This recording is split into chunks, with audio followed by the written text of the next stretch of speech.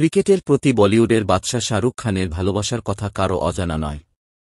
ব্যাটবলের প্রেমে পড়েই তিনি কিনেছিলেন আইপিএলের ফ্র্যাঞ্চাইজি কলকাতা নাইট রাইডার্স। টিমকে সমর্থন করতে এবারের আইপিএলে কেকেআরের একাধিক ম্যাচে গ্যালারিতে হাজির থাকছেন শাহরুখ খান।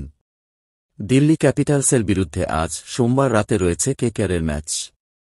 তার আগে শহরে ছেলে আব্রামকে নিয়ে পৌঁছে গিয়েছেন শাহরুখ খান। সৌরভ গঙ্গোপাধ্যায়ের টিমের বিরুদ্ধে ম্যাচের আগে ইডেনে ব্যাটবল ও ছেলে আব্রামকে নিয়ে নেমে পড়েছিলেন কিং খান। ছেলে আব্রামকে তাহলে কি শাহরুখ খান ক্রিকেটার বানাবেন? প্রশ্ন। রবিবার কেকেআরের ক্রিকেটাররা ইডেনে যখন অনুশীলন করছিলেন, সেই সময় ছেলে আব্রামকে নিয়ে সেখানে পৌঁছে যান শাহরুখ খান। কেকেআর মালিক কিং খান যে ব্যাটিং বোলিং ভালোই পারেন, তার পরিচয়ও দিয়েছেন তিনি। শুধু তাই নয়, ছেলে আব্রামকে দিয়েছেন ক্রিকেটের প্র্যাকটিক্যাল ক্লাস। কীভাবে ক্যাচ নিতে হয়, বল করতে হয়, আর ব্যাটিং করতে হয়, সবই শাহরুখ শিখিয়েছেন আব্রামকে। ইডেন গার্ডেন্সে দিল্লি ক্যাপিটালসের বিরুদ্ধে ম্যাচের আগে কেকেআরের প্র্যাকটিস জার্সি পরে ব্যাটিং করতেও দেখা গিয়েছে শাহরুখ খানকে। টেনিস বলে ক্রিকেট খেলছিলেন এসআরকে।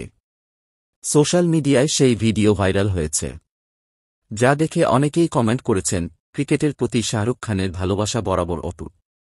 শাহরুখ খান ও আব্রামের সঙ্গে একসময় রিঙ্কু সিংকেও ক্রিকেট খেলতে দেখা যায়।